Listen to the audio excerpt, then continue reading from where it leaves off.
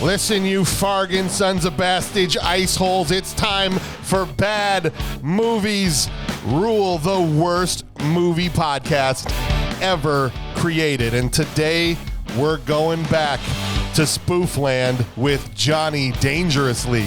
Let's go.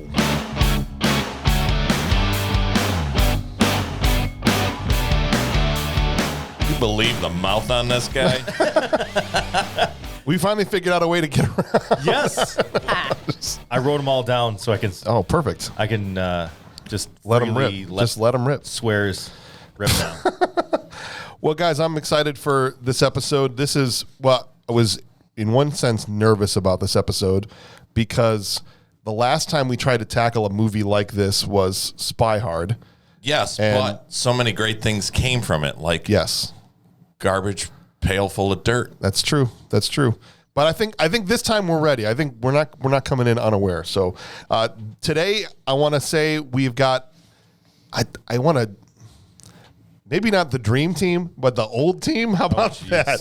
Because the dream team is, derogatory towards everybody that's not here. But this is the old hat right here, guys. This is the first time the four of us have done something together in a long time. Yeah. And a million years ago, Kurt Mummer, you're here. Good morning. Morning, how are you? Joseph Gortowski, good morning. Konnichiwa. And Nicole Freer is back again since Jingle All the Way. Hello, Nicole. Hi. I just think a million years back to the Chicago Actors Studio Yes. and us on the sidewalk trying to get people to walk up the stairs to go see our stupid little sketch stage comedy show. Excuse me, sir. Yeah. You seem like you're going somewhere, but how about coming this place instead? instead of wherever your carefully Yes. crafted plans Yeah. were. Yeah. Why are you on the other side of the street now? Come on No. back. This side. Wow. There's a really dumb sketch comedy show that you could be coming to watch. Yeah. And we got a few people We to did. come up the stairs. And we never knew if about halfway through they really deeply regretted that But decision. they didn't ditch out. No, that nobody ditched. Because we're captivating and you know it. Oh, Because there was yeah. only 4 in the audience, Right. and they didn't want to be like draw attention to themselves. Maybe it was the 5-minute opening of a fat guy chasing a Twinkie that they were just like, we got to stay for this. I think it was a period sketch. Is that what it really was? Sold it. You know what? We did. We're off the rails. In case you're wondering, was this a good show? Or are they just being modest? No, it was good. We did have a sketch where we wrote Period, the musical about a girl who gets I sure did. the first time, and Nicole penned that one, and it was just a joy. And we were dancing around, and it was fun. The good old days. I enjoyed the stage show. It was a good time. So I'm just saying, little trip down memory lane. You guys, obviously, that are listening would know about that because that was, what? How long ago was it? You're talking about 2005, 297. so 17 that's years ago. honestly when I kind of reconnected with you guys Yeah. because I started kind of being your number one fan. Yeah. I was showing up all the time, and Good old stage show. Seeing The the next show. level. You crossed That's right. over. The I next did. level. Well, today, Anyways. I think it's a good thing to bring that up because we're going to be talking about something that is not too dissimilar from what we were doing all those years ago. Dry humor. Right? Kind of some sketch comedy woven together loosely into a story. Yeah. Which is kind of what we were doing. So I'm just excited that you guys are here. And thank you for listening. If you can do me a favor, and before we get too deep into the episode, if you could pause it, go to whatever app you're using, whether it's Stitcher or Apple Podcast or Spotify or Podcast. Yep. That's a new one I just created, so look for that to come soon. Podcast Addict. Just leave us a rating. If the more 5-star ratings we get, the more they push us out to other people. And what word of mouth is great. If you could tell your friends and family about Bad Movies Rule, that's another way to really help us out. So we would greatly appreciate it. But more than anything, we're just happy that you're here. Welcome. Welcome in. And hello to the camera too. Yeah, I'm Okay. pandering to the camera. I'm like, over what are here. you doing over here? Sorry. No. It's all good. It's all good. So I know we generally do first impressions kind of first, but before we get into that, I want to know your guys' history with the movie. Who's seen the movie before this week? I did. Both of you have. So Yes. Kurt, Yes. how long ago did you first see it? I was a kid. I think this was brought to me to my attention by my dad. Okay. It was kind of one of his movies that he enjoyed watching regularly. It's the same thing for you. Same thing. My dad watched it, and it was one of those things where, just using the lines from the movie for the next 2 years. Okay. So you guys grew up with this kind of in the atmosphere. Yes. Yeah, it was my first spoof movie that I ever watched. Okay. And then that was followed up by Young Frankenstein and Spaceballs. Okay. And you had never seen it. So I hadn't seen it top to tail before. I don't know if that's a phrase, but Yes. I'm making it be one. But I'd seen a million clips and have quoted it a million times hilariously from those clips, especially at home, but Yes. just all the time, everywhere. Okay. It was one of these movies where I didn't see it till this week, and I was just wondering how I missed it, how it was possible that I missed it. When I saw the whole thing, I was like, son of a... Yeah, because I'd seen Son of a Airplane bitch. and Yeah, Spaceballs son of a bitch. and every other, parody movie that came out around the time, to even Top Secret, right, with Val Kilmer, and I'm like, Yeah. Sure. how did this one just slip through the cracks? Yeah. I don't understand. But okay, let's just get through the vitals here really quick. And as we mentioned before, we did Spy Hard. I had made a rule after we did that movie that we said no more spoofs. It's like the Spy Hard rule is in effect, because I wasn't really sure from what we normally do how to tackle a movie that's already Spoofed. making fun of itself. Yeah. Right. Right? Yeah. Like they're not. It's so much easier when someone's trying to make something good, and it's unintentionally hilarious. But I think Spy Hard made it more difficult because it was at the same time also a terrible movie and not even a good spoof. Yes. Right? Yes, And so, absolutely. And I feel like there's heart in this movie. Yeah. There's a good movie with humor like wrapped around it. Okay. So is that, if I was to say your overall impression of the film, you'd say it's got heart. Well, I feel like it's a movie that there's something about it that makes you not hate it. It's not like drop dead hilarious, but it's got the humor in there as well as enough of you're rooting for Johnny. Sure. And there's just this kind of like entertainment value through the whole movie where it keeps you hooked. Okay. And it's not a situation where it's like, oh man, I left watching that movie peeing my pants. It was so funny. But it's also was what started my love of spoof movies and just humor of that nature. Well, this movie was directed by Amy Heckerling.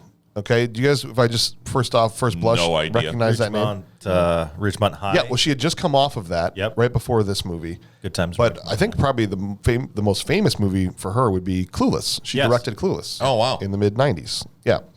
And it was written by Norman Steinberg and three other guys that did, little things here and there. But Norman was probably the big name on the writer's list. And he was a writer on Blazing Saddles. Ah. So you're like, okay, well, it's starting to make sense why this was a little bit better than Spy Hard. Yeah. And movie starred Michael Keaton, Joe Piscopo, Marilu Henner, and Maureen Stapleton, along with, many others, which I'm sure we will get into. And, Don't forget Danny DeVito. shows up almost 2/3 of the way Yeah, through I the know. movie. Yeah, that's why I almost did forget Danny DeVito shows up in there, as well as Peter Boyle and some others as I well. was gonna say you got a movie with Batman, Penguin, Oh, you Frankenstein. ruined it. Yeah, you ruined my joke. It's okay. Sorry. And I then was Joe gonna make it- Piscopo. That's right. Exactly. But That's it was right. awesome seeing it. It was great. Did you recognize Maureen Stapleton when she first came on screen? Well, when I was a kid, I had no idea who she was. I didn't watch Taxi back then. So a movie that I watched a lot as a kid was Cocoon. Oh, okay. And the sequel, and I was like, she's one of the old ladies from Cocoon. That's where I originally knew her. She was in now a lot more famous things than that, like Bye Bye Birdie, things back in the day. But I love her. Fan? Fan. Oh, there you go. Movie had a budget of $9 million and did a box office of 17, which makes it seem like, it doubled its money. But Percentage-wise, amazing. half of that went to the movie theaters, so not a great time at the box office, which may be why you never saw anything else out of these guys from a spoof standpoint. But it's got a 6.5 on IMDb currently, which is just at about our threshold. But it is currently rotten on Rotten Tomatoes at 44%. So Rotten Tomatoes says it's a bad movie. Disapprove. Siskel and Ebert just ripped this thing a new one back in the did they? day. Okay. Oh man, they just went to town on this, and it was brutal. It was brutal. They basically described it as, it was probably really fun to be on set. What a ringing endorsement that is. That's what it was. You know, sometimes we would have our own movie premieres. I don't know if you guys remember this. And there would be people that would come up to me afterwards and be very complimentary. And then you get the person that would go, well, it sure looks like you guys had a lot of fun. Right? And I go, yeah, I'll take it. Sure. It was fun. I'm running with that. Yeah, okay. And there's some truth in there. Yeah. It's something. I mean, you're not wrong. Yeah. We did have a great time, but at least they're nice enough to try and think of something positive to say. Yeah. Sometimes with this kind of film, if you don't go into it really knowing what you're going for and you expect something and then you're like, that's not what I wanted or expected, then you're frustrated. Absolutely. These type of movies specifically, you have to know going in. Yeah. Right? Like I used to work, this will just be a little short aside. I used to work at Ed DeBevic's, which is a restaurant where they're mean to you on purpose for our listeners that don't know. But it just looks like a 50s diner. And we would get people that would come in knowing full well and they would love it and they'd play into it. Sure. But we would get customers that didn't know. They're just coming in to like enjoy dinner and have, an experience at like a 50s diner. And it would just be miserable for them. They would hate it. And they'd be so upset. And you're right. If you don't know going into a movie like this, you're not gonna have a good time. If you're expecting a Like a gangster movie. gangster, straight up, noir movie, you're not going to get it. No. But So it still has that. it does. Yeah. Oh, yeah. Which is why I think, and in a second I want to hear from Joe and Nicole about their overall impressions, but I think this is the reason for me that it works over Spy Hard because, and even when you look at like Naked Gun or Airplane and some of these other spoof movies that were really good, because there was still an interesting and cohesive story underneath all of the nonsense, right? It wasn't just like total non sequiturs, like let's spoof Speed for no reason that has no reason to do with the plot, and then we'll move on to the next thing. Right. Whereas at least this, Like the scary movie type, setup where just get as many references yeah, as you exactly. possibly can. And so I was surprised by it. I think I went in with a bit of a Spy Hard hangover, and it surprised me. But Joe, what did you think overall of the film? It brought me back. I remember my father watching this way back in the day and then quoting this for the next 2 years. It was nice to revisit a lot of these old jokes and humor because I was like, man, where do I remember that joke from? And it's right here. The one time, Johnny, one time. I remember hearing that a million times when I was a kid. Yeah. And Yeah. I kind of forgot where it came from. And I'm like, that's where it came from. There it is. Overall, I absolutely enjoyed the movie. It starts off great. It has a tendency to teeter out towards the end, but we'll get into that. Yeah, absolutely. In fact, I had that and I just skipped over it, but kind of flames out over the last third. I felt It does. like. Yeah. It does. Absolutely. Yeah. Nicole, how about you? Overall, Yeah. fan for sure. It's, again, finding, just like you said, throwing you back. I forgot sometimes why I say some of the phrases that I say based on the scenes that I kept seeing, growing up. And I think I just like how they're, I guess, unapologetic about it. They just are like, this is what we're doing. And that actually draws me in more. I really like that about it. Yes. And I also like that there's a plot throughout it. And I like that Michael Keaton is in it. He's great. Him and his eyeliner and his he was wearing like old school stage makeup like through the entire thing. Oh, I was absolutely. like, all right, here we go. We're going. Yeah. The whole cast was basically wearing makeup as if they were actually filming the black and white. Well, that's what I'm saying. It was like they were this actually doing pancake makeup on, right? It was awesome. Yeah, and I guess if we're going to jump in, we can't really do anything until we talk about the fact that just like Spy Hard, Weird Al did the theme song Yes. to this movie. Yes. Which is got to be the only two movies that's happened with. That wasn't like UHF or one of his. How many movies has I'm looking at you, Kurt, of course, Yes. because you're the resident Weird Al expert here. How many movies has Weird Al made an original score for? I think just his, and then this Yeah. one. These two? Well, Spy Hard and Johnny Dangerously, and then like UHF was his own, Right. obviously. So 3, technically, Interesting. but 2 outside of his own movie. Nice. And this was the only thing that made me know that the movie existed. I'd have like this compilation of Weird. I have a DVD from back in the day of a compilation of Weird Al's music videos, and so Yes. This Is the Life is on there, and there's a bunch of clips from Johnny Dangerously like they do in the music video. They show a bunch of stuff from the movie while they're going through it. And I always remember watching it going, what movie is this? So that's how we could have got more people to our sketch show if we just had Weird Al make a song and then put clips of our songs. Why didn't we think of that, guys? Man. There was a period of about opportunity missed 15 minutes in the aughts where he wasn't doing anything, where we could have jumped on it. Opportunity missed. You're right. Sorry, I was in the bathroom at the time. I was supposed to make that call, but I'm sorry. Did you know that Michael Keaton at the SAG Awards almost missed it because he was in the bathroom? Really? Yeah. He had to like run in. He's like, sorry, there was a long line packed in there. Just like a couple weeks ago. See? He did that. Was that recent? I didn't even see that. Yeah. He's still out there being a fool. I love him. Yes. He'll never change, He Michael Keaton. had dive on stage. It was awesome. Awesome. He was great in Herbie Fully Loaded. Of all of the movies that Michael Keaton has been in, this man did not play Beetlejuice and Batman for you to sit here and talk about, Herbie Fully Loaded. All right. Birdman. I'm a smack you RoboCop. across the face. The new RoboCop. Yeah, the new RoboCop. He was great in the new RoboCop. Sure. Okay. Yeah, whatever. All right, let's jump into this. So the movie, and Nicole, kind of what you're talking about, a good tone setter. The movie starts off in front of Kelly's pet shop in the 1930s, and they set the tone immediately by crashing into the subtitle, which I think is important because it lets you know right away exactly what this is. Yeah. And so even maybe people that walked in and didn't know could just get up and leave at that point, right? Oh, they crashed into the All right, subtitle. thanks. Let's get out of here. We should have something like that for this show. Yeah. Some kind of crash in the subtitles. If they're like, okay, I know what kind of podcast this is going to be. I'm just gonna bail. Right. That's why I just feel like as soon as we start talking, it's pretty obvious people should leave. That's why I literally tell people in the intro, it's the worst podcast ever. There are some gold nuggets, sir. Do not sell yourself.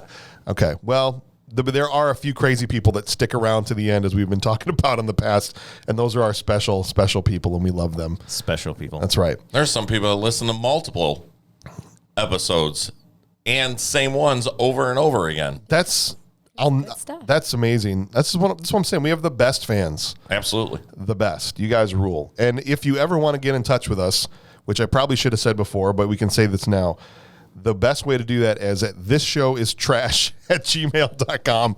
Just to let's drive that home a little bit I can't further. believe you got that email address. How is it available? So please feel free to tell us all the ways that we mess up and are bad and horrible. And send some hate mail for Bob, which, is always appreciated. I love Bad movies rule. Fans rule. Absolutely. Rule. Yep. Yep. I agree. All right, so this kid comes into the pet store. So essentially we come into the pet store and there's Michael Keaton and he's working in this pet shop and he's handing out food and, Like a 5-star waiter. like a 5-star waiter. And this kid comes in and tries to steal. This is all just kind of the setup for how they're going to present the movie. This kid comes in and tries to steal a puppy. And Michael catches him because he's got a Walmart scanner way back in 1935, Yep. He created them. He just invented it. And so the kid is then subjected to his life story, which is crime doesn't pay, Right. essentially, right? Yeah. By the way, if at any point in time I'm zooming through stuff, stop me if I'm passing something that you want to specifically talk about. Oh, we will. Yeah. Okay. So this whole thing is basically the vehicle through which we're going to see the movie. The whole movie is presented in flashback of Johnny basically telling this kid his life of crime as a way to deter him from following his own life of crime, because here he is, a young man stealing from a pet shop, right? Right. A puppy, by the way. A puppy. A puppy. Who steals a puppy? People that want puppies that can't afford them. Puppies are expensive, man. Really? Especially in I don't have a 1935. dog. Oh, yeah. That's why I really appreciated the part where he was like going by and price gunning them, because not only they're expensive, I never know how much they cost. They never tagged. I There we go. forget. I Proof. forget. Right? Yeah. Back in the day, they used to do animal testing for like cosmetics. So probably puppies were really expensive back then. Hard to get. What? What? I'm just saying. Are you telling me that the puppies were wearing makeup in this movie too? Maybe he was stealing it to give to a pharmaceutical company. That lab's wearing eyeliner. That's right. That was a makeup scientist that snuck in there. Yeah, that kid. Like in Charlie and the Chocolate Factory, when the guy whispers, Exactly. "Just get me one puppy." Slugworth. That's it. right. That's it. Our new lipstick is never going to hit the shelves if we don't have at least one more puppy. Go to Kelly's Pet Shop. Yeah. Get Get the it. black one. Get the black one. Hiya, kid. We need a black one. Because that's what the lipstick This shows. lipstick is white. We need a black puppy. We can't see it on any of these dogs. I told you a black puppy. Okay. So the movie. So, well, get ready for a lot of rabbit trails. We go back, flashback to the Lower East Side, and this starts off beautifully with, talking about his mother, and I don't know what this was, 1935, 35. 30s. Yeah, say 1930s. And That's what they she's, crashed my into in the my beginning." mother had a way with words. Yeah. The Lower East Side, it really sucks. I love Maureen Stapleton in this movie, and I'm pretty much every scene she's in, at least personally for me, incredible. My favorite character in the entire film. She didn't look a day over 28. No, so yes, It's the worst July in years. he basically has his poor 29-year-old mother, Right? Yeah. Maureen Stapleton, who, I don't know, kind of like a Marvel movie, the way they were able to de-age her. It's amazing. It really is impressive. Back then, they were able to do that in the 1980s. This movie came out in 1984. Incredible technology. He's got his 29-year-old mother that he's trying to help, and so he sells papers on the sidewalk, right? Yeah. And gets into a fight with a childhood version of Vermin, who we find out later will be played by Joe Piscopo, right? They're fighting over who's going to sell papers on this street corner. Yeah. And this kid comes up and he's cutting. Didn't he cut balloons off of? No, he cut the leash off of Oh, the a leash blind off of a man. blind guy. Yeah, That's dog. right. Yes, thank you. And then one went one way and the other one went the other way, and you just hear off screen. Yeah. Right. And every time it cuts back to him, he's got a different weapon. So he's got used the scissors to cut the thing. Then he hits Johnny with a club. And then after Johnny punches him, he's got a slingshot in his hand Yeah. randomly. Yep. And then the next time we see him, he's got a giant gun. So if he had survived any longer, he was going to pull a bazooka out of his pants. It was crazy. I do like the tone that they set so quickly. Not only with the hitting, that's distracting. hitting of the subtitles. Yes. But the 12 flights of stairs. Yes. But then they get to the door, it's 401. Anybody caught Yeah, that? that reminded me kind of Monty Python, where he's running in the field, where Lancelot just keeps running in the same place, basically. And Yeah. it was awesome. Well, knew and right halfway away. up, there's the people that are breathing into a bag. Yep. Hyperventilating. Yeah. Yeah. Well, before he gets up the stairs, though, he meets Peter Boyle, and this is only important because it sets the plot in motion. Where this gangster is Pull over the car. Yeah, I want wanna to see see these two kids fight. Yeah. I mean, there wasn't TV, so No, right. This was like TV. the most fun they could have on a Tuesday afternoon was watching a couple of newsies, knock each other's teeth out. Yeah. And he's just giggling his little butt off over there going, kind of motions the kid over. And so, childhood Michael Keaton walks over and he says, kid, if you ever want to make $50, without, in a shady fashion, because the kid says, I don't want to be a criminal. Yeah, he says, it'd break my mother's heart. That's It's right. like, yeah. And so come to Club Maroney, and we've got a job for you. That is important to know because that is the entire gateway into his life of crime. But at this point, he turns him down. He goes back to his 29-year-old mother's apartment, who's like, what'd she say, 3 years behind on her client's laundry or whatever it is? Yeah. The woman is doing laundry in every single scene that we see her in. again, Charlie and the Chocolate Factory reference. Yeah, you're right. You're right. And there's a picture, and so Dad is dead. There's a picture of him on the electric chair. Right. Smiling. And at first I'm like, okay, that's kind of a dumb joke. But then I remembered, I'm like, back then, people kind of only had one picture of themselves, and maybe that's the only picture of Dad That they had. had. I would at least cropped it or something. Come on. Right? Norm Macdonald did a bit about this one time. He said, back, you'd say like, hey, you want to see a picture of my great grandfather? And it was almost like, like him in the field, like with a pig or something, like like surprised and angry that he's getting his Getting a picture picture. taken. And that was it. You had one picture of somebody. Yep. And now, in the future, what's going to happen, right? You're going to be like, hey, you want to see 100,000 pictures of my great grandfather? Gosh. Right? Eating supper. eating supper the time he went to Chili's. Look at the food he ordered. Yeah. This is how it's going to be in the future. What are they going to do with all these pictures? Here's him dancing to the latest TikTok hit. My granddaddy. Nicole, what are your great-great-grandchildren going to do with all your photographs? Just take the what will then become antiquated hard drives and throw them out the window because they won't be able to access anything. Right, they'll just be like Or trying to hit doorstop. them with sticks. Yeah. Maybe the future will just be much dumber than we are now. Perfect. And Yes. because Idiocracy, I don't know if you guys have ever seen that movie. I feel like that's more the direction we're heading. Possibly.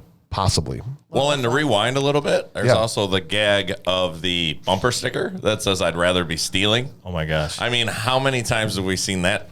I mean, that's in Spaceballs. I mean, that's the done bumper a sticker couple gag. of times I wonder in if any of the Spaceballs. fans of this podcast have that bumper sticker. I'd rather be stealing. Yeah, sure. It's a funny Is reference. there a big time Johnny Dangerously fan out there? Somebody. Oh, there's got to be. We had a couple of movies that came out a while back. Just the stupidest, most lame movies in the world, but yet Oh yeah. there's like mega fans out Sure. there about Yeah. it. Especially if it like comes out at a pivotal time in your life or that you watched it with your family. Or Well, look at that girlfriend Yes. movie we did. I mean, how many fans did we get out of that one? I'm constantly the boyfriend school. Yes, the boyfriend Oh my school. Thank gosh. you. I'm constantly surprised, even with our The last girlfriend one. episode that released, at least at the time of this recording, was Buckaroo Banzai, and how many people, every single movie we do, even the ones where like, this is awful, there's droves of people Yes, commenting They just Yeah. come out of the woodwork. that say, this is my favorite movie of all time. wow. Like, so no matter what Yeah. movie, it's their favorite. Somebody somewhere, it's number one. Yeah. There is out there right now a mega Johnny Dangerously fan waiting for this episode. waiting for this episode. It is their absolute favorite movie. And if that's you, What's up? Hey, how's it going? What you doing tomorrow? You want to get some coffee? what? Nice. All right, so we also meet his little brother, Tommy.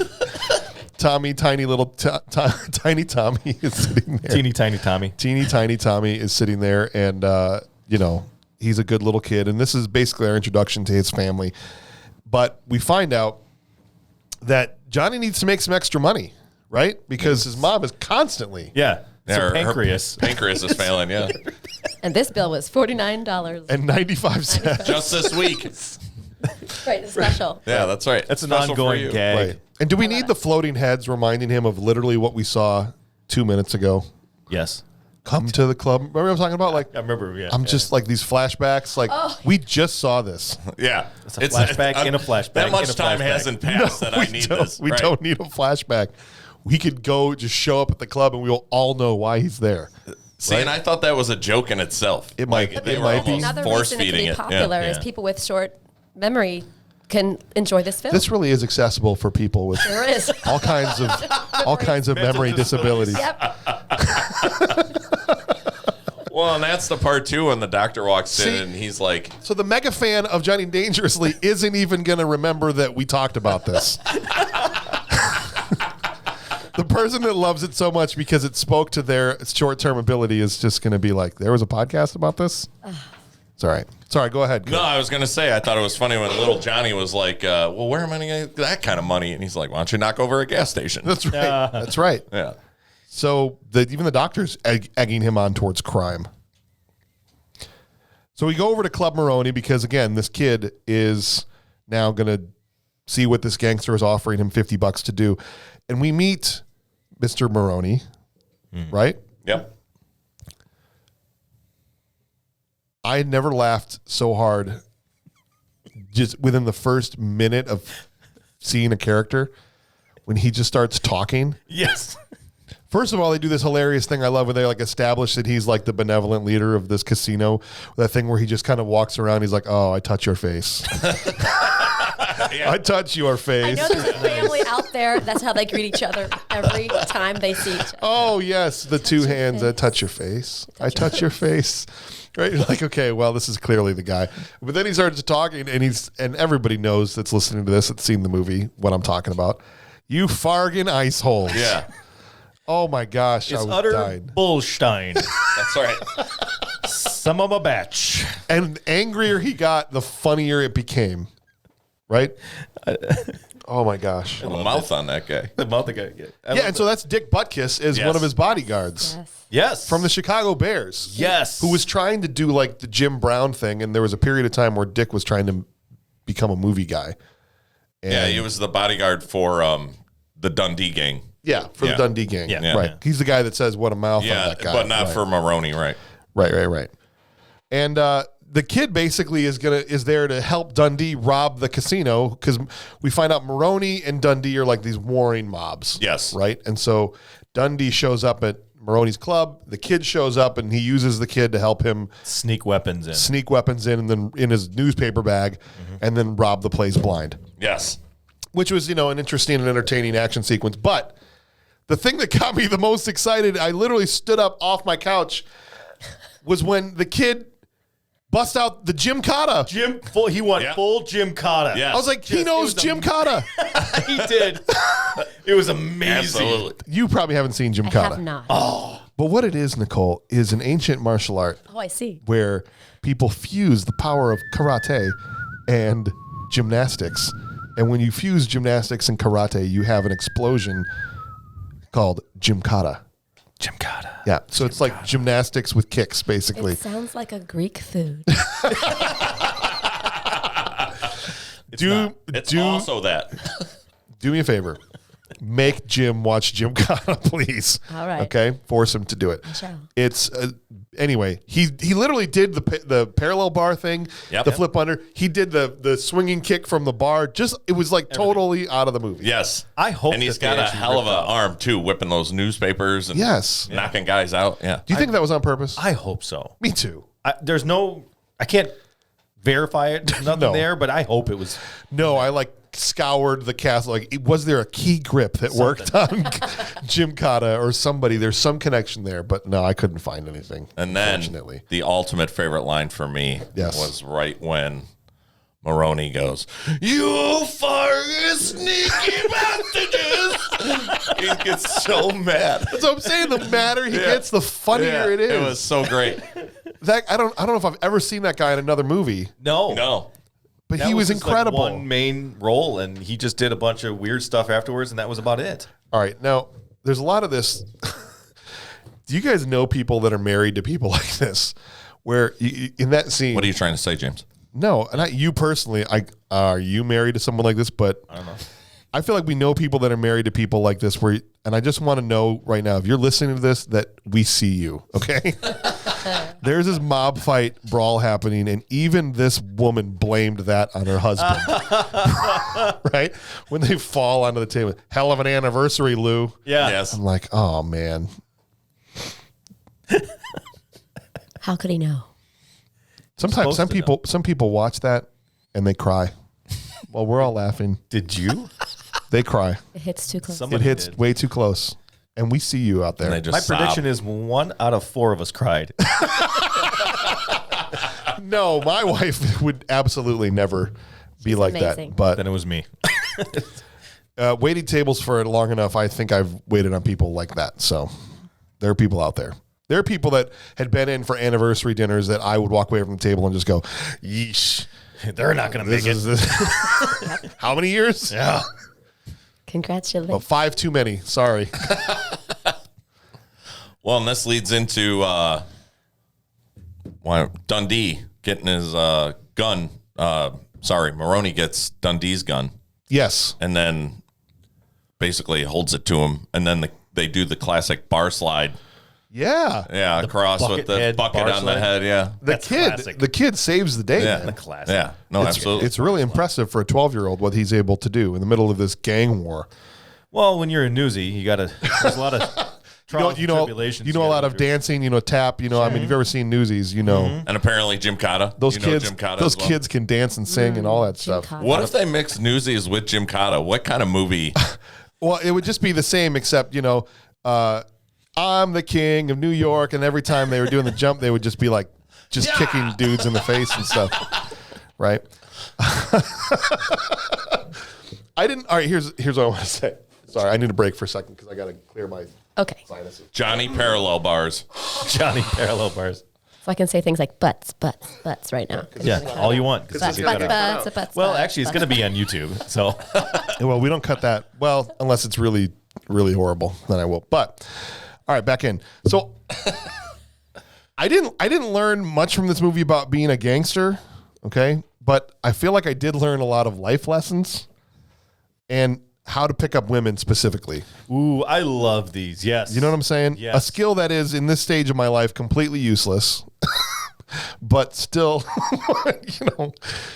still impressive. I mean, I guess I'm saying I wish I had watched this back in the 80s. I would have done a lot better at the junior high dances. I don't know if you would have. I would have. Look, here's what I'm saying. Okay, when we cut to now the grown-up Johnny, and he starts breakdancing in front of a woman is a power move. Okay, Oh yeah, wins are It is. over. And I'm glad that you're here to confirm this. But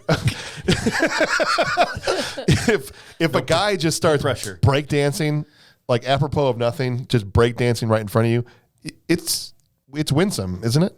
It's kind of like those crazy birds in the jungle that do the insane like flap, flap, flap, flap.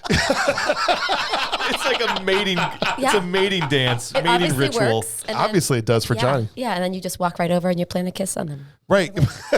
I mean, everywhere he goes, he's flanked with women. Yeah. So it's got to be. And I'm like, why didn't I ever think of this?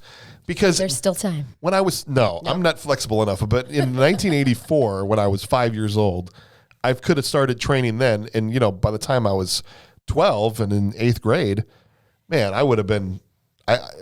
I would have had all the girls in their body glove shirts and their and their hypercolor. Heads. Oh man, hypercolor. They would have been following me everywhere. Yeah.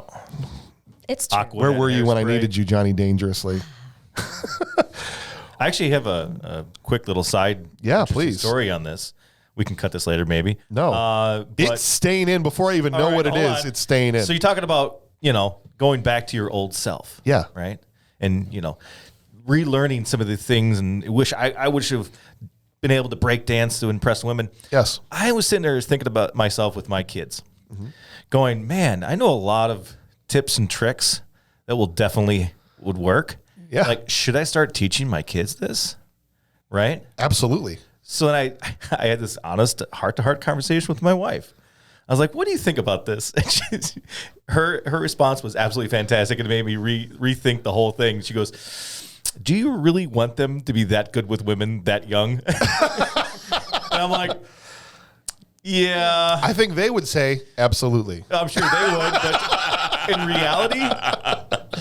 reality, Well, I don't know. Jim is probably one of the smoothest guys I've ever met. oh my I mean, gosh. how soon do you want him to teach his ways Yeah. to your sons? Yeah, it's a good question. It's You the almost got question me. of- Jim almost got me on multiple occasions. Yeah. Accidentally. This is the thing. He wasn't even trying. Yeah. I'm like, my God, when he turns it purposely towards somebody, how does Slandered you by accident. You resist. how does that happen? Yeah. It's getting hot. Oh, it's such a difficult question. What kind of fish do you want them to catch? I guess. is I the guess it's question. true. Ooh, there you go. That's Right? another good question. Just keep that in mind. Okay. It's a good question. I mean, do you want the red snapper or do you want carp? I don't know what that means. I'm actually nervous to find out, so we're going to move on. Moving right. So the doctor comes down the stairs and says, now your mom has lost her thyroid and we have to find it, so it's more expensive. You have to find it. Which, it actually makes sense, right? If you've got to search the whole body, it's going to cost more money. Yeah, sure. Sure. Where the heck did her thyroid go? At least $1,000. Is that like when you put something in your pants but not in your pocket and it just slides down the leg and now it's like swimming your around sock. the ankle, right? That's You know when what you I'm have your- talking about? No, I do not. It's when you have your never winter happened to you? jacket. But I love this story.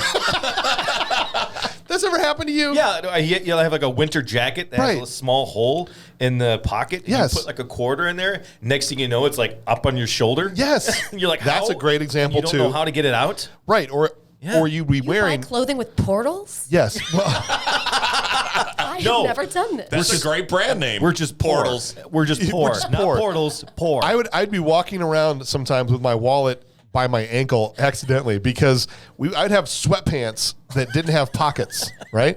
And so I'd put it like in the waistband Oh my gosh. of my sweatpants. Now you understand women never get pockets in their clothing. So And it would eventually make its way, and it would just be free floating in my pants somewhere. Would inevitably down my leg and the ankle We're elastic. talking about wallets, by the way. Yeah. Just in case anyone's tuning in right now. Ankle elastic would be the thing that held it in from flying out my foot. Amazing. So her thyroid is probably by her ankle, is what I'm saying. Search the ankle, doctor, and save some money. Yeah. Okay. It's heavy. It's going to fall down. That's right. Mom is upstairs. Mama Dangerously is cooking beer with noodles, which, I guess I try anything once, but that doesn't seem right. It was so random. And did you see how much laundry is in the next room over when he walks in? That there? It gag. just Absolutely. falls on. That gag was hilarious. It was great. And I hate laundry in general, so that was like a triggering scene for me because I feel like laundry is a never-ending bane of my existence. And so I just feel like, that'd be the worst job ever. Ever, ever, ever. Well, and this is where we find out, too, Tommy wants to quit law school. Yeah, so Tommy, everybody's grown up now, so now we're getting introduced to the grown-up versions, and his mother looks the same as she did when she was 29, which was amazing. Doesn't age. The de-aging process of this movie was amazing. And so I don't know why he's so worried about her health because she's in fantastic health. The woman is It's all never that going to die. steam from all the laundry that was hot. See? Exfoliates her skin. We're learning all kinds of life skills, beauty tips, how to pick up women via dance, How to put makeup where on your puppies. thyroid, yes, where your thyroid is if you're missing it. Yeah. Johnny Dangerously, who knew? Very educational. You're welcome. But Tommy wants to quit. Thank you, Kurt. Law school, and because he wants to get married because he's very much in a hurry to have sex. Basically, is what it boils down to. Doesn't want to wait until he's married, and so he's got to try and talk him into staying in law school. But before we get to all that, Johnny, who's now a full-fledged gangster at this point, Yes. right? When he's in his little street he grew up on, they call him by his regular name, but everywhere else, he's Johnny Dangerously. Yeah. Who most people don't know what he looks like. He's like the Kaiser Soze of gangsters. Yes. Essentially. And then he meets Marilu Henner, Yes. who was from, Taxi. Probably the most famously, right? But I always was a big fan of her. She was in the film version of Noises Off Right. as Christopher Reeve's wife from Belinda. It was hilarious. Amazing. And so was very happy to see her in this. We also, though, learned tips 2 through 4 on how to pick up women. That imagine trying this at the middle school dance. Tip number 2, close talking. Before that, I mean, they were uncomfortably close. You like close talkers, guys? No. That bother you? Absolutely. I have a 3-foot radius around my body. Do not step inside it. It seemed almost like Marilu Henner was going to be cross-eyed when she's trying to look him in the eye. That's how close it was happening. But, you get in real close, then you compliment her assets and make a personal connection, sliding a business card and inserting it somewhere on her person, right? This works. That's a great line, though. You got spirit, you got spunk, you got those. I like those on a woman. You got those? So I'm saying compliment her assets. Yeah. And, not a lot of 6th graders walking around with business cards. No. I feel like that would have really set me apart. Absolutely. Here, take this. So I'm saying. Call my beeper. Right into her shirt. Yoink. Call my landline. If my mom answers, hang up. Or my Call brother. back 15 minutes. 15. I'll know. When mom goes, hello? Oh, what the heck? I'm like, all right, watch the clock. 15 minutes. They're calling. Or your car just had the operator. Just do the collect call. That's right. Be like, yo, baby, call me. Click. That's right. You have a collect call from yo, baby, call me. Oh, back in the day. Use one of those things. That's how we did it. But then we get Vermin, who shows up, the adult version of Vermin, which is Joe Piscopo. And we get his philosophy on women, which is that they're just here to laugh at us when we're naked. Yeah. There's obviously a story there. What happened to Danny? We needed to know why he was such an arsehole. You don't think Ice hole. he's, given the fact that he thinks women are only here to laugh at us when we're naked, and the fact that he carries an 88 Magnum, says he's compensating for something? Perhaps. He had a pretty thin mustache. What does that mean? I'm just guessing. People with thin mustaches have Yeah. problems. I'm guessing. So the With women? movie. Oh, Nicole's not interested in talking about how facial hair leads to erectile dysfunction. Okay, moving We're on. trying to be educational here.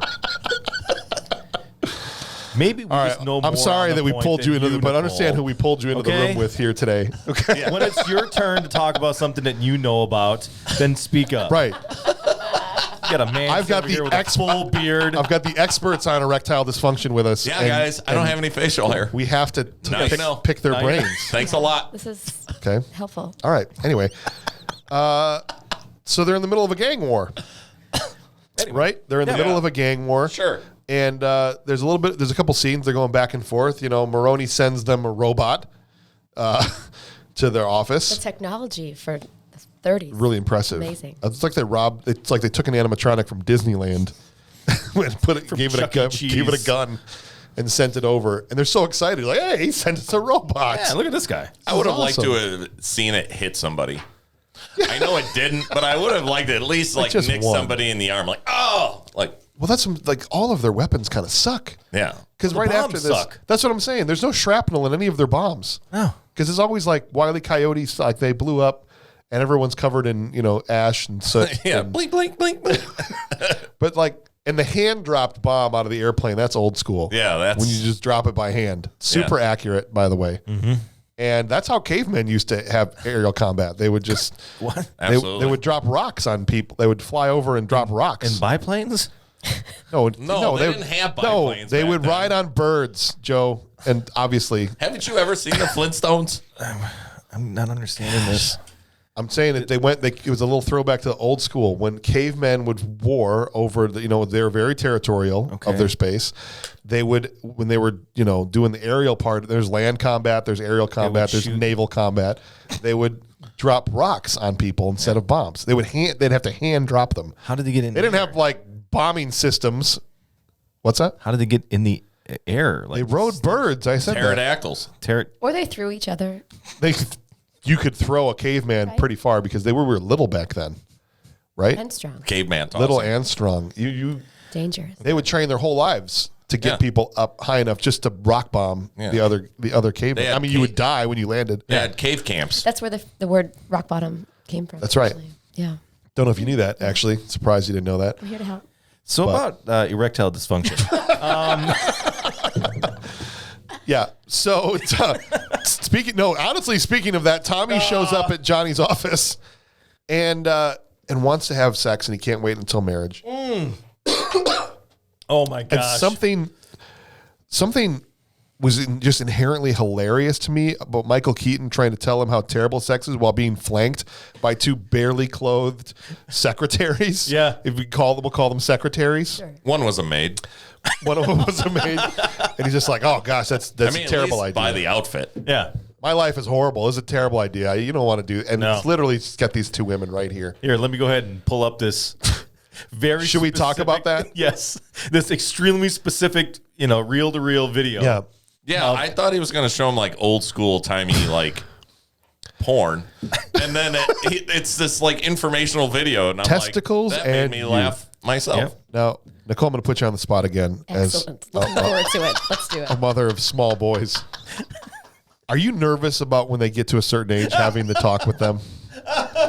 And if you are, what a gift Johnny Dangerously has given you.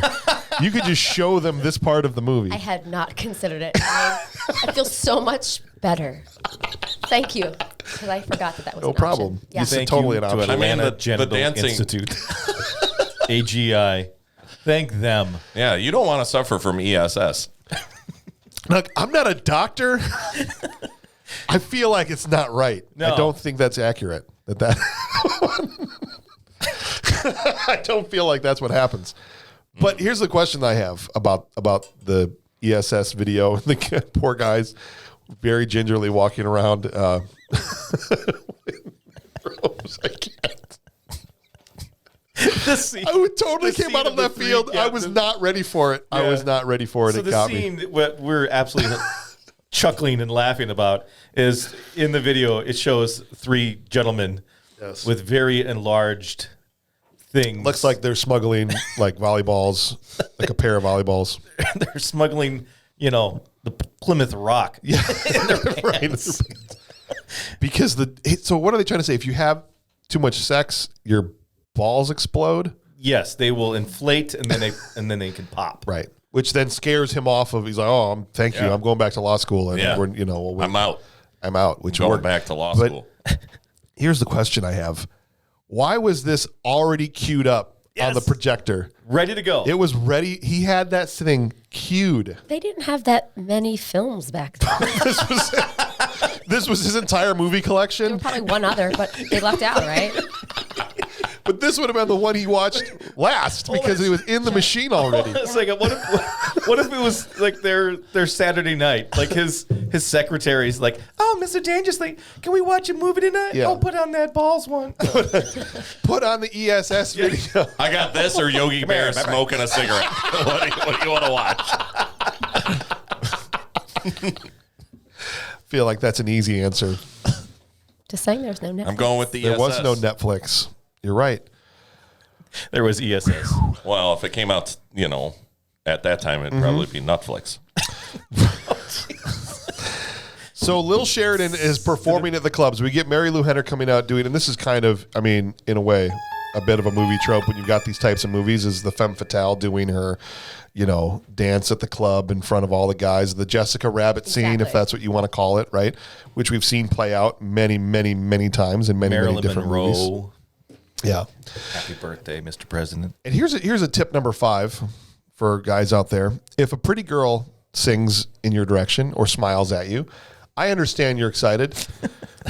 Try to resist the urge of removing a bracelet from your wife's wrist to give to the girl that's singing to you. That was good. Just not going to end well for you. Give me this diamond bracelet. It was like, You don't deserve it. decks him right in the face. Yeah. But for 2 seconds, he felt so alive. He did, as he was scrambling to get it off of her hand. It was very elastic. It was. But when everything else fails, and I think this is the last one, essentially, how you bring it home. When everything else fails, all your breakdancing, all of your business card insertion, whatever you're doing fails, just take her on a really long walk. Yeah. To nowhere. So long. Like You don't so- know where you are. And there's no one to call for help if you need help. That's right. On And they side of didn't the pack road. snacks. That's the worst part is they had no snacks. There was nowhere for snacks. They couldn't even get snacks. They were like in a cow pasture. His name at that point should have been Johnny Aimlessly. I do like the joke, the real tongue-in-cheek joke with, "Oh yeah, we're in New York." No, this is Chicago. Oh no, it was the other way. Oh no, but yes. we're in Chicago. Oh no, this is New York. And that was great. Yeah, whatever. Great acting on her part. For a moment, the look on her face was hilarious. I wonder if that was actually scripted, or if that was a actually mistake slipped. Yeah. Yeah, I and don't said know. the wrong city, but they just kept It just it 'cause kept it was going. funny. They might have. That could Because be. it seemed like it played out like that. It seemed like a very natural did. reaction It for did. her, right? I Yeah. think her song would have been a lot different too if his name was different, like Johnny Unfortunately. Or like change the adverb, Ooh, yeah. Maybe it would have been better if she wasn't lip syncing the entire time. Yeah, Because there's no way. I've been on movie sets. There's no way, or I've been in concerts. There's no way you can get that good of audio moving around, No? the room like that. No? Her audio was perfect the entire time. It was. That was lip synced. That's the moment that takes the whole movie out. It for did. you. It I did. get it. I was generally thought I was back in the 1930s until here's this girl lip syncing. You looked Britney around, Spears style. You just wanted poorer audio. you realized you're in your living room, you got pissed. Yeah. The cat's crapping in the corner. You're like, no, I'm back in my life. Yeah. That's what took me out of this damn thing. Well, at the end of this long What's that? No, I was going to say at the end of the long walk, that's where she's talking Yeah. to about her parents and 14 mouths to feed. 14. And he's They're like, a wow, kennel? 14. Yeah. She's like, yeah, my parents own a kennel. Sorry, I ruined that That's joke for fine. you. I don't care. That was awesome. I've ruined yours. That was great. We're even. They Touche. did like Touche, 100-mile walk, which is a great way to wear a girl down, I guess, or vice versa. Because by the time the walk was over, they were making out. Yeah. And fireworks were hitting. Yeah, you just have to walk long enough for her to eventually want to make out with you. This is what. Tire her out. I'm sorry. I just want to say I'm sorry. Thanks. Isn't that how you break a horse? You basically No, just all right, run it to the point where it finally just gives in. No, I'm not making that analogy. No, And then you what? And then you make love to it? no. What are you talking about? Guess what's not making it in the episode? Fireworks? So the next, Looks like Johnny is getting laid. yeah, Remember? yes. Well, look, he's got a lot of guys on his payroll, and so imagine having to be the guy that shoots off fireworks every time that happens. First of all, they run out of fireworks a lot. Yeah. I feel like. But they literally hired somebody. That's right. Like, oh, they had to have. Fireworks don't fire themselves. Billy. Yep, Johnny's getting laid again. Get the fireworks. Get the fireworks. Right on it, Bill. Well, all right. The setup for that's got to be. Then you got to lay them all expensive. down. Well, and you have to just Ignite 'em. constantly be Permits? following them around. That's the hard part is the permit. That's right. Zoning. You can't just. Zone. You have to have special zone. Are these sex fireworks? Are these regular fireworks? Like, shoot off fireworks Because you willy write them nilly. off if yeah. it's one, but If if it's the one, other, it's the other, you can't. No, you're right. Taxes. the plumber shows up at Dundee's office. Yes. Right. And were you upset about how they denigrated plumbers everywhere in this No, we movie? do that. You just bomb people. That's how we do it. All right. You Well, think I'm fixing drains in there? Nope. you're laying non-lethal bombs. See you later. Add it to your resume. This bomb goes off in the bathroom and trying to kill. Essentially, it's a hit attempt on Mr. Dundee. And again, it's another bomb with no shrapnel, just gunpowder, and that's about it. Yep. And he comes stumbling out, thinking he's got his what he calls it, his dork His in dork his in hand. his hand, yeah. But Which was the Lord, pull chain was the handle pull for chain. the old school toilet. Right, but anybody that doesn't know how old toilets work, I feel like wouldn't get the joke. No, I mean I do just because I've seen them. But Right. yeah, Are they still around? yeah. No. People still they do the are. pull Because chain? they want a throwback, that kind of. Oh, like purposefully wanting to go old Yeah, school. Yeah. I've seen it. It's Okay. pretty cool. This is It's not comfortable. no, It's cool though. no, The but tank's this sitting above you, and you're just like, this is the thing that causes Dundee to want to retire and hand the organization over to Johnny. Johnny. So he Yep. becomes the head. And right around the same time, Tommy is graduating from law school. And it's kind of a funny moment that dawns on Johnny Dangerously. He's like, wait a second, I just put my brother through law school. And now he's like, I can't wait to take down every criminal organization in the entire city. And he's like, he's got this oh crap moment, right? Or like, what have I done? Yep. And there is, I got to say this, and I know it's uncomfortable, but I laughed so hard. When the mom is emptying her purse, and I'm pretty sure she Yes. pulls out Yes. I don't know, you want to call it a pleasure wand or Yes. whatever you want to call it. That's Yes. what it is. And I'm like, did they have those in the 1930s? This is Yes. how? It was a medical device. I'm not going to get into it. What, did it have to be hooked up I to somebody on a actually bike in the next room? It's like, Oh, this is not the podcast to go into this. children, old boomers everywhere, suddenly realizing why dad made them go ride on the bicycle in the next room. 20 minutes, don't stop.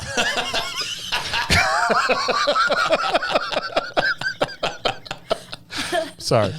get in there, Johnny. Ride that bike. Anyway, Keeping an even tempo. I only ask because I'm watching it, with my 18-year-old daughter Even at the tempo. time. And this is the question she asks me, and I'm like, don't ask me like I'm some kind of expert on pleasure wands from the 1930s. I How hope would you I? said that sentence to her. No way. No way. Yeah. That was awkward. That's That's like, what they're called now for the rest Yes. of the world to know. but she's great. And so I just want to bring it up. Pleasured ones? That's right. That's right. Best character in the movie. She really was. I thought you meant it was. Okay, never mind. No.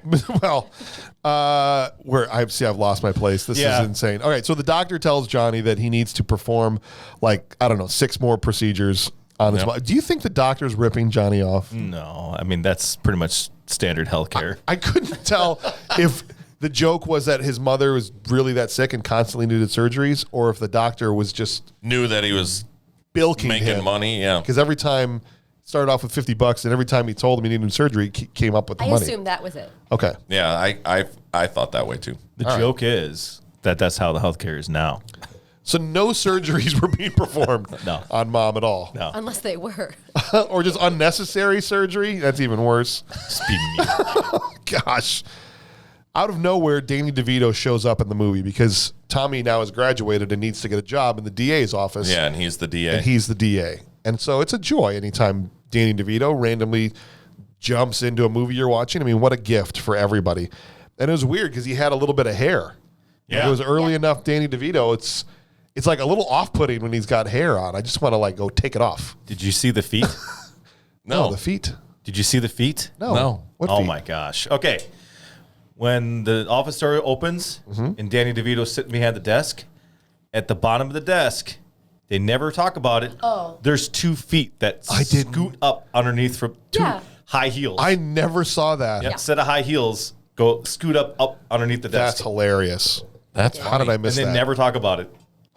That's just a little joke out there for people to notice. I mean, a lot of these spoof movies have those things where until like your third, fourth time watching it. That'd make more sense for the joke too when he gives him the red robe and he's like, "Oh, it's red. It's my favorite color. How'd you know, Johnny?" You know, Oh, okay. that's interesting. Interesting.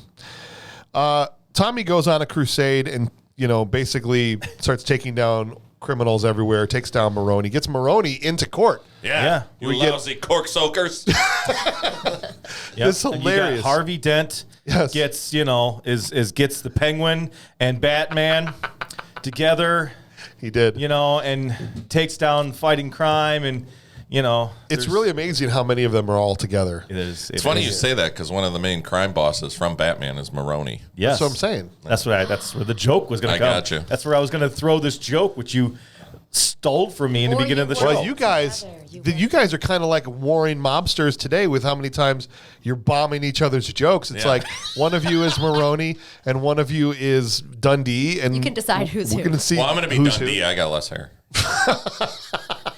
It's only fair.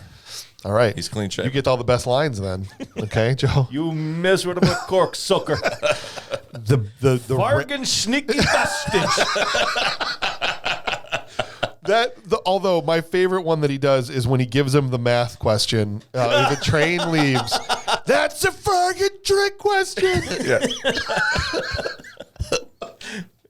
Nobody questioned that he was getting a word problem. He just knew he couldn't answer it, and that meant he was going to jail. Yeah. That Yeah. was what was so Right. funny about it to me. It was Yeah. a really good. And Kelly now shifts his focus to Johnny Dangerously. And DeVito tries to get him to play ball. Yes. Right? Play ball, everybody. Yeah. This was like a game show, Yes. like The Price is Right. Yep. But it's like a play on that tropey scene that's in every one of these gangster movies, right? Like, I'll get him to play ball. And he literally has this set up in his house. So how often is he doing this? I don't know, Nicole. I think just always waiting for that day. For that day. Just ready. He has a model that hasn't eaten in days that just sits back there on the rotating. Fireplace. It's like she lives in the backside of the fireplace. Yeah. Hopefully they leave her a Times snack were tough. You take once what in a you while, right? It was the Depression. So what are you going to do? What are you People going to took do? all types of jobs back then. Oh, yeah. DeVito tries to kill Tommy, who won't play ball, and so then he himself is killed via a bull crashing through a window. Now, at first I was like, this doesn't make any sense. They had the thing dies by commercial, and I realized it was just a really old reference that doesn't make sense to people in 2022 that are sitting there and watching it. So apparently in the early 80s, you can go on YouTube and look this up. Look up bull beer commercials, and it's like Schlitz malt liquor. Oh. And literally the commercial would end with a bull crashing through the wall. I remember that Okay. now.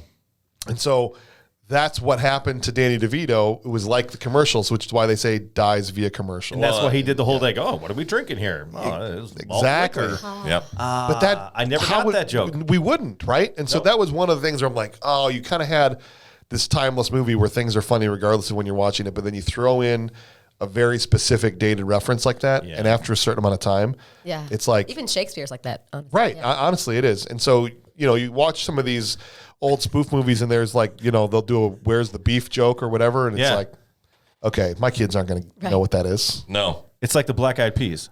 Yeah. Yeah, 2008. Or anytime any singer references an actual time, Right. it's like, they'll like, we're going to party like it's 1999. Yeah, exactly.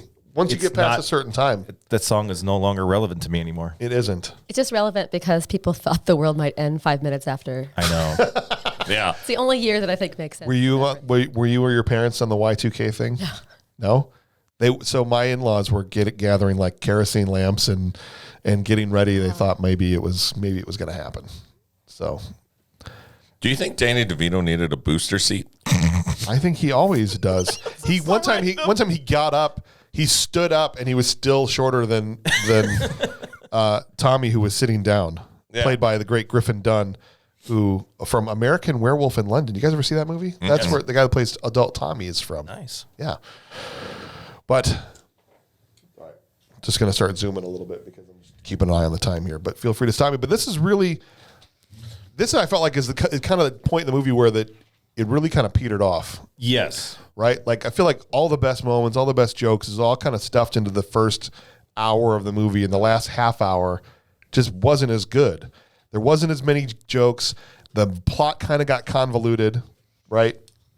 And it just wasn't. I mean, basically, after Tommy gets married. Okay, so Tommy gets married. Well, first you got the whole crazy Tommy got into an accident. Right. He's in a full body cast for one scene. Right, And then because DeVito tried to kill him. Yep, and then the next scene he's getting Fine. married. He's totally fine. You're not a doctor. You don't know. Right. They labeled him. They knew which one he was. So that they have a surgeon that can do 19 surgeries in one right. city. You're It's So expensive. Don't It's get me wrong. expensive. It's super expensive. Johnny just paid for all those surgeries and it was done.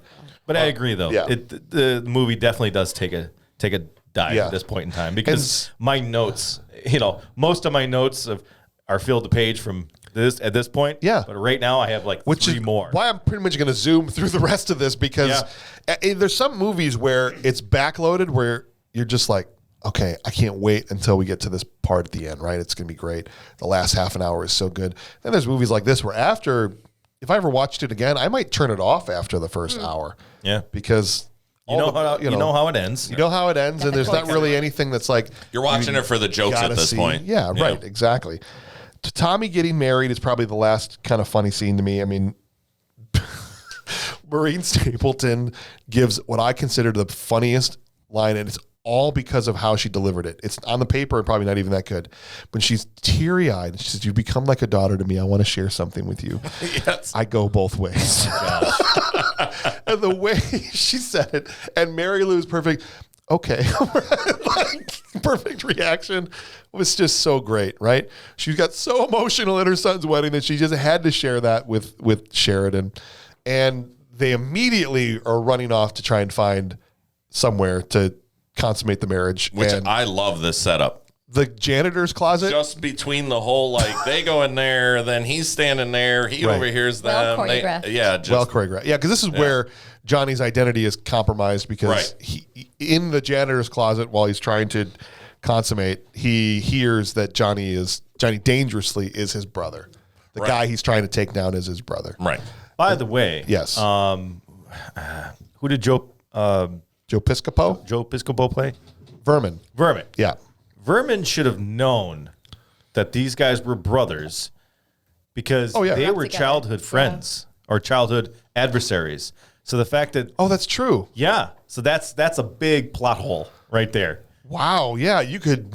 Well, see, Drive a truck I through took that. You that. absolutely could. Yeah. Wow. Well, I I didn't think took about that that. as they just had one fight, and they only knew each other as Danny and Johnny. Well, but if So they, I didn't know that they knew each other's name until, because if you think about it, it seemed like they knew each Johnny's other. telling the story, right? No. So- What are you doing, Kurt? What? That was my joke, man. What's your joke? You're killing my joke again. Look at this. Again? He's like a caveman riding a bird, Dropping bombs, baby. dropping rocks on you. Man, I try to make a point and you just rip on it. Let's go with it. All right. Now you Now you get. We're gonna have. What are you ripping up? Your jokes. Now you've got to do the Stone Age naval combat to him, okay? Yeah. Which is riding a fish with a rock. Right. Okay. And that's when you attack my belly button. What? Navel. Naval warfare. Oh, good. Hit that button. And thank you. No, I thought that was worth it. All right. In your face, Joe. So, Nicole, how are you? Great. All right, so Johnny promises to go legit by taking a dive, but Vermin sets him up as a patsy, and Johnny ends up going to jail. His brother basically, you got something I want for to me. say, number one, I love that he's eating sushi when he's in jail. I think that's fantastic. That is. And number two, when he's in that striped outfit, it looks so much like him in Beetlejuice. It does, right? It does. And not only that, it's interesting how Foreshadowing. it seems like he runs the prison. Yeah. Like he just anywhere he goes, the guards love him. Which makes sense, though. Yeah. Yeah. Because it's all his guys in there. It's Johnny Dangerously. Yeah, absolutely. His brother is eventually able to find enough evidence to at least not exonerate, but at least know that Vermin is the guy, right? That killed the was it the commissioner or the crime commissioner? I think is who the person governor, I think. governor. It was a whoever, governor. whoever it was. Who they kill? Yeah. Yeah, that's the commissioner. The He one person that dies in the movie? He finds out through the grapevine that Well, actually, two guys die, Joe. That guy gets shot with Vermin's gun and then falls over during the smoking It scene. shoots through schools. Oh, yes. talk about a line of dialogue that didn't age well. That's one of them. Yikes. Actually, that guy didn't die, Kurt. I looked it up, and he had a cardiac arrest, and he was just down for a while. Right. And they wrote in as a cutscene that they actually revived So the what's guy. going on in the story anyway? So he finds out he's got to break out of prison because there's going to be a hit at the movie theater on his brother's life. And so he's able to put together a fake gun, break out, which they barely try and stop him because even the warden's like, Johnny, you weren't really going to kill me, right? You're my friend. Yeah. And off they run to the movie theater, and just in the nick of time, Oh, yeah. just in the nick of time. Wait. You guys are glossing over like the best character brought into the movie so Who's that? far. Alan Hale. It's that? the skipper from Gilligan's Island. Yes. I forgot about Oh, this. you're right. Was the guy in the dispatcher. The dispatcher. Police dispatcher. That was a good joke where he's like, now they're dressed as nuns in car covered in duckies and bunnies. That part of the movie when they kept stripping the car paint off. Yeah. That's what I remember the most as being a kid. Oh, okay. That's that one scene that Yeah. resonated with me for some stupid reason. And I could be wrong, but I haven't seen that parodied or reused in another No. film yet. And I feel like that's The signature bit Totally from could Johnny be Dangerously. taken. Because that was such a thing that I think people would immediately associate it with that and go, well, we can't touch that now. Well, that was one of my lines, too, that I liked from, what's her name, Maureen? They set the joke up Yeah. early. I love shelf paper. Where she goes, we both clean houses, we both are swell lookers, and neither one of us is Chinese. Right. She pays off the clean lady who was the Yeah, only yeah. one that saw what actually happened. Right. Right. All that being said, Johnny is able to dive in front, even though he doesn't take the bullet for his brother, and shoot Vermin through the Movie screen. And, we get another version of his, you shouldn't shoot me, Johnny. My sister shot me once. Once. He did that several times. He did that. Well, he hang him the hook. Yep. And no they one kick, hangs kick me him in on the a hook. balls. Yep. Yep. Right. That's probably the quote that's number one used. Oh, sure. Especially at My Fart grandma sons kicked of me in bitch. the balls Jiminy, once. yeah. Once. Yeah, and so I think there is one thing, and we're basically at the end of the movie here, and we're gonna get on to the awards and our other questions we usually ask. And I noticed something Yes. whenever they were kissing at the end, Johnny Dangerously and Mary. What's her name in the film? Marilu Henner's Yeah. Lil Sheridan, Sure. Lil Little shit. I did not apostrophe. know that. When she's like embracing him, her seam is ripped. Oh, really? For sure. And I was thinking that they would redo that in modern films. Yeah, I oh, think They were absolutely. just like, the Like, budget's oh, what look. it is. Well, you could tell. I feel like the whole thing at the end, they're like, "Let's get to the end." Yeah. Right. I mean, it was just so. Which is kind of why we did what we don't normally do and kind of hit fast forward on the last third of this movie because I felt like that's kind of almost what the writers were doing at this point. Like, well, we're out of jokes. Yep. We're out of jokes. So- We're out of budget. Let's get going. We got 3 more jokes. We got the car thing. We got the Half hour to lunch. That's We got to right. get going. We'll put that in I there. can pick my kids up. I will say this. There was one joke that I stood up and clapped because they made fun of something that I've been making fun of on this show forever, which is the whole plot point of getting an important information from the news. You know, I'm talking about like watching the television or whatever. And so when he turns on the radio to find out exactly where they're going to be, I was like, and they were making fun of it too because, wait, where's he going to be? They turned it back on and he tells him again. And I'm like, they're acknowledging how stupid it is that people in the movies find out important information. That's a trope button. And it's a trope button and With an applause on top of because that, yes. I felt totally validated Absolutely. in my criticism. So thank you, Vermin, for pointing that out to everybody. All right. Johnny Dangerously is in the books. And so what we want to do here really quick before we move on to our awards, is there anything in your notepads, your notebook, that the other one hasn't already ruined for you? Now would be the time to discuss. I'm gonna hide my notes from you. The little things. I have little things. Okay, number one. I really like when Johnny was thinking about going straight and he was talking about how you measure success. How you measure success. Yes. He's like, you got a sauna? Do you send your mother to Norway every summer? How many hats do you have? And the other guy goes, upwards of 180. I love that. How many It's a lot of hats. How many hats does somebody need? 180. 180 hats. That was good. That was good. You guys got anything? We're the only gangsters with dental plan. That's right. Yeah. That's Oh, right. yes. I have a question as a little thing. Does Marilu Henner just hang around the house in evening gowns? Because anytime he comes home, she's there, she's knitting, whatever. She's just in full evening wear every single time. Like, does she own a piece of clothing that's not a nightgown? Or just Or not- completely made up. You know, Yes. just ready to go. Just glamorous. That's what I'm saying. Maybe that's what it is. They're glamorous all the time. All the time. I wasn't alive back then. You like, I feel like she Yeah. rolled out of bed and she's making her coffee, but in what you would do a nightclub number There in. are some women who, I mean, it's shown in the Marvelous Mrs. Maisel. You Yeah. wake up, get your makeup on before your husband can see you. Oh, that's true, yeah. And then get it off after he falls asleep, maybe. Yes. Like that. I love that show, actually by the have way. a little bit of experience. I mean, I want to name names. I had a person that I dated that would had do that. to have their hair Oh, wow. Okay. perfect all the time. Yeah. Any other little things? Just a note about the whole film. Yes. I was reading, it's one of the first PG-13 movies ever. Wow. After Temple of Doom. Oh, wow. Right. Well, I knew Temple of Doom was the thing that made them go, we need another rating. Right. That's it. But this was one of the first ones to actually get it. Yeah. Oh, that's awesome. Yeah. Okay, very cool.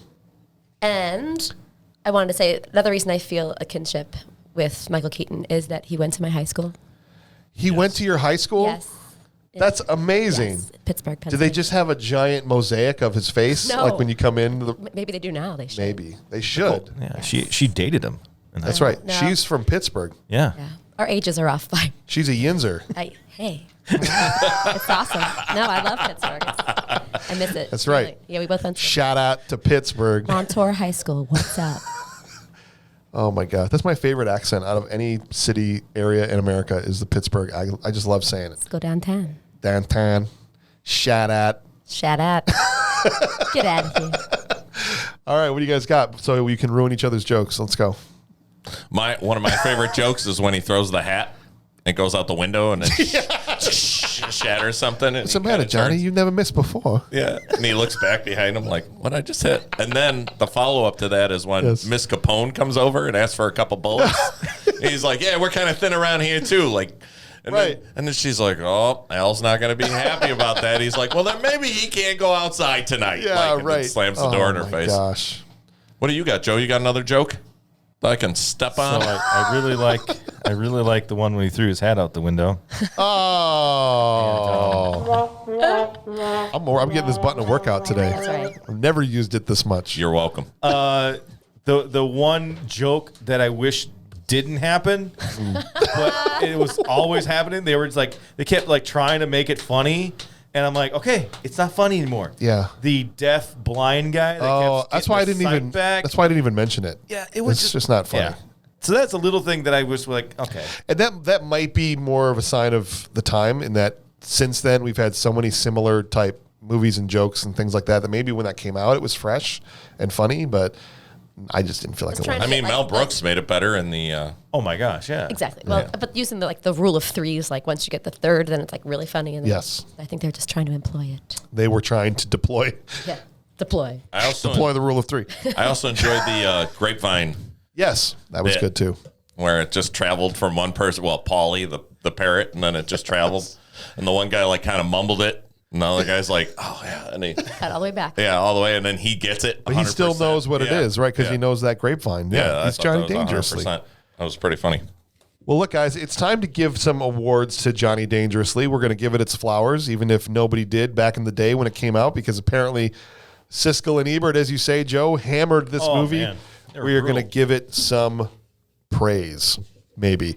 For the first award that we give out is the Will Patton Award for Intensity. This is not an acting award, but an award for an actor that was just playing their part with great intensity. They were totally bought in. They were dead serious the entire time. This is what this award is for. And in a spoof movie, it's hard. Yeah. I feel like, because it's a spoof movie. And so almost you're looking for like the Leslie Nielsen of the movie, right? The one that played this like they were in a drama. At least this is the way I interpreted it. And just did it straight. And so for that reason, Maureen Stapleton was my Will Patton Award winner. I mean, she was dead serious in everything she said. I can't argue with that. She never cracked a smile. Yeah. And just played it like she was in a serious gangster pick, just saying ridiculous things. So that's my nomination. What do you guys think? Mine, I'm going to have to go with Richard Dimitri. Okay, so he's the guy that played. He's the Fargan, Yeah. Fargan Isol guy. That's who I almost went with. So I Yeah. can't argue with that. Because I just, When he was like getting mad, I mean, it was, yeah.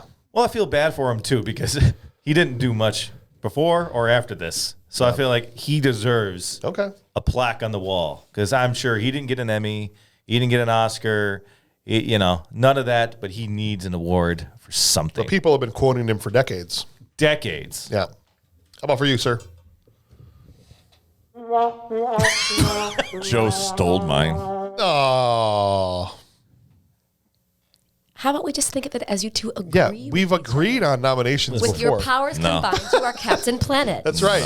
You're unstoppable. I was gonna vote Maroney, but because Joe Joseph stole Momorowski. mine, I'm gonna go ahead and just vote yours so she wins. Oh, who are you going to vote for? So I'm cramming up totally your Team cram hole. Stapleton. Okay. Because, I mean, even because she's an actress who is slightly older than the others in the cast, and you would expect a woman, especially then, to be a little bit more demure, and she was like not afraid of it. Not at And all. I No, she loved was that. not. She just kept moving straight ahead, so I like that. It was either that or the turtle that Michael Keaton breathed on, and like The polished turtle. polished, because it just stayed there and it was totally in it. He did. He was in it So the whole time. it's half and half. All right, so that means Maureen Stapleton Yeah. is our Will Patton Award winner for Deserved. Johnny Dangerously. And so now we move on to the Michael Dudikoff Trash Can Full of Dirt Award, which is an acting award, which we give to the person whose performance was so terrible as to be akin to a trash can full of dirt. So I have one for this. And if you thought, as a lifelong diehard Packer fan, I was going to miss an opportunity to crap on a bear, Oh my god! to crap on a bear, you are mistaken.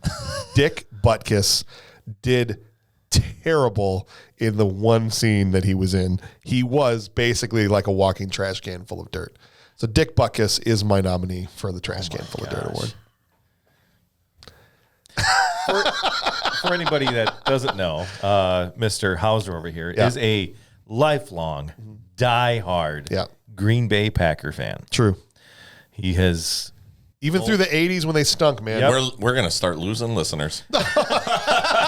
Or gaining a lot in Wisconsin. That is true. That is true. yes. The Whereas people I just- alone in Wisconsin will team up. I just want all the teams to tie every time. Yes, that's how it is. What we love about you, Nicole. Well, So what do you guys got? Trash can full of dirt. Oh, sorry. I'm going with Tommy. I mean, yeah, I'm going Tommy too. Oh, you both went with No, Tommy. Yeah. I'm not. Dang it. Just wanted to think you he put was the stealing. Joe in joke. That's right. Just got to insert a K into his name like he inserts a business card into women's chests. There you go. That's right. Use like an ATM card. That's right. Who you got? Oh, me? I kind of spoiled it. I love the guy. He's a great actor. But again, Ray Walton. Okay. The vendor. Oh, the vendor. The guy blind that. vendor. Yeah. Honestly, they didn't need the joke. Of all, there's a lot of. What are you doing? She's grabbed my phone. But yeah, of all the jokes that kind of teetered off, there was a lot of that one there. Just one of those ones like, all right, enough's enough. I hear you. It wasn't funny. Trash can full of dirt. Okay. But I love the guy. He's a great actor. He's a veteran actor. Perfect. He just. Oh, we might have a 4-way tie unless Nicole picks somebody that somebody already picked, but not to pressure you into thinking that you have to do that, Dick Buckus. But you could do whatever you want to do, Nicole. Who do you think was the worst? So I have the hardest time with this category. I know every you time. hate ripping on anybody. So that I'm always going to pick an inanimate object or something like that. Oh my gosh. Like the puppy that was being stolen did not do a very good job. No, I don't. parrot? It Also, didn't act like don't it was think it being knew it was in a movie. Right? Yeah. I mean, So wake up. there's that. Didn't do a good job at Come feeling on. stolen. Yeah. No, I mean, I didn't have a problem with anyone in particular. I think the kids did a good job. Yeah, they by did. The way, Yeah. especially. It's harder at that age. Yeah, they're all somebody. pretty. You know what? I'll just say I wasn't like enamored with the work of Dick Buckus. Yes. Oh my gosh. His name is Dun Harvest dun Man. dun dun dun dun dun dun dun dun dun His dun. name is Dick Buckus. I said it wrong. Whatever. Just like to thank everybody for coming out today. And that's the show. It's another loss for the Bears. Yeah, they're used to it. I have to tie. Everybody should tie. All right. We are also going to do something that I think hopefully Nicole will like much more. It's a positivity thing, which is who we enjoyed the most. So this is a subjective category, right? Not who you thought objectively was the best 3 performers, but who were your 3 favorite performers in the movie. Who gave your 3 most favorite performances, Kurt? I went Keaton, and then I went with Maroney, Okay. and then I went with Piscopo. Pisco number 1. Sorry, flip-flop that. So Keaton was at on 1. Keaton Okay. won. Yeah. And then Piscopo at 3. Okay. Just because, you know what? Not seeing really too many Joe Piscopo movies. He was a pretty good DB in this movie. No, he tends to be a kind of a punching or a punchline for people. Yeah. El Piscopo has not, had a great career, but he was good in this, I thought. Yeah, I feel the same way. Joe? So I would go Maureen.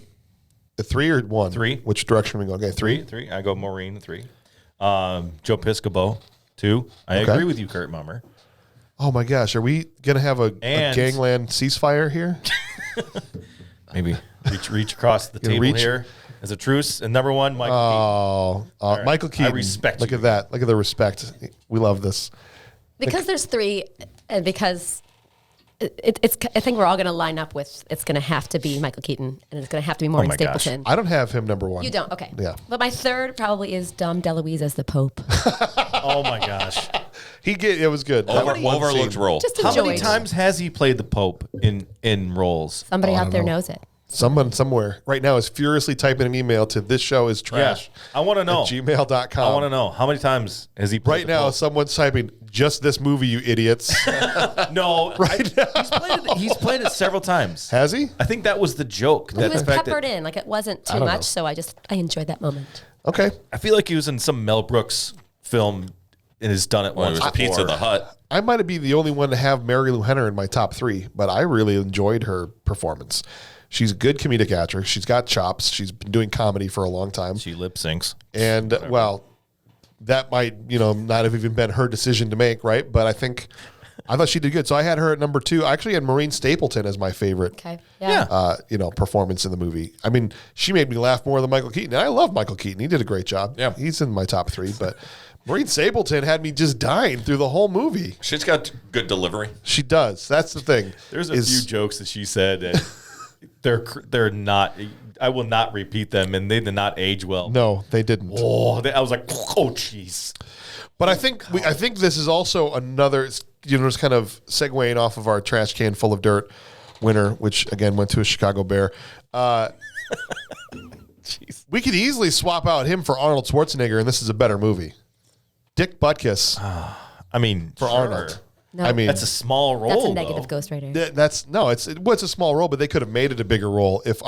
Why does Dundee have a bodyguard that's in one scene and never comes back? Because even the filmmakers were like, don't have him come in on Monday. Tell him the movie's done. Tell him we're done filming. Yeah.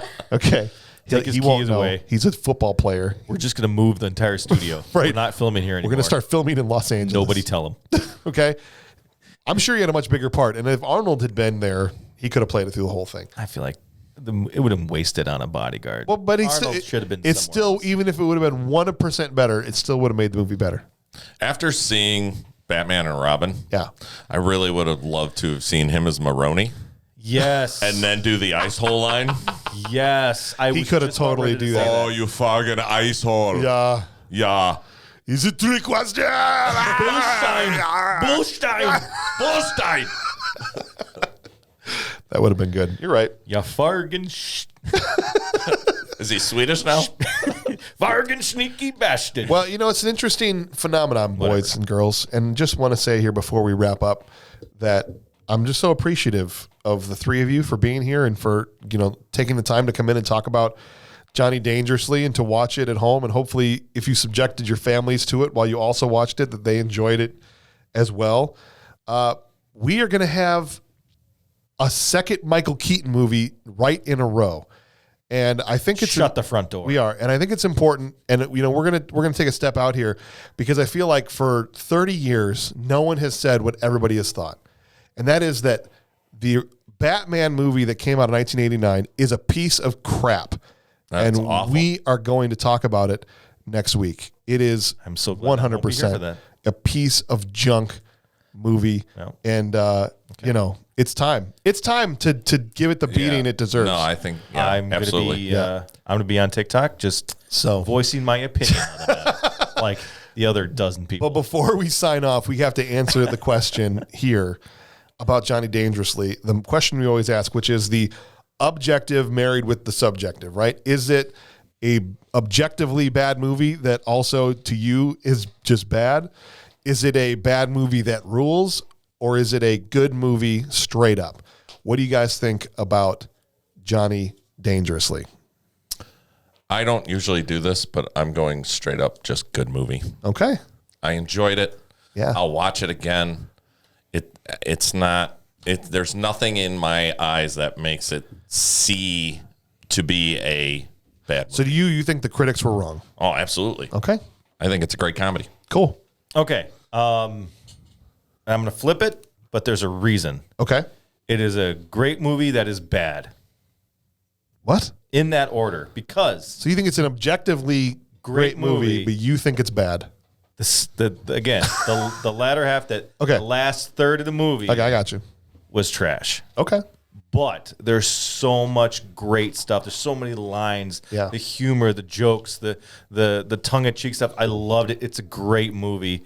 It just happens to fail at the end. But that first half, that first three quarters really carries it. So that's Okay. why I want to say it's a great movie, but at the same time, it's still bad. Okay. Fair enough. Nicole, where do you land? It's so hard to say. It could have been smoother, and it could have been tightened up at the end so much. Like Alan Tudyk in Knocked Up, just tighten, just tighten. But Nice. I like that. I think Yeah. overall, it's a good movie. Okay. Yeah. I'm going to say good movie too. But I also understand what you're saying, Joe, because I agree wholeheartedly that it didn't stick the landing. It was like a gymnast doing a beautiful flip that fell on her face, right? Yeah. But I still want to say it's a good movie. I think it's a quality. I don't think Yeah. anyone could look at it and go, objectively, and no one said this, I don't think out of the four of us, that it was objectively bad like the critics did. It's no way it should be rotten on Rotten Tomatoes.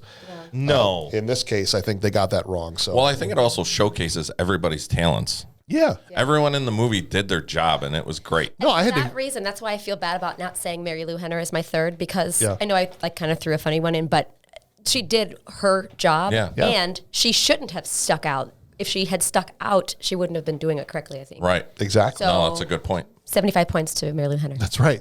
She did stick the landing. All right, ladies and gentlemen, I appreciate that you're here. And if you guys have stuck with us this entire time, you are the diehards. We love you guys. Thank you for listening to Bad Movies Rule. We will be back next week to talk about the flaming cesspool that is Batman 1989. On behalf of Kurt Mummer, Joe Goratowski, and Nicole Freer, I'm James Hauser. Thank you for listening.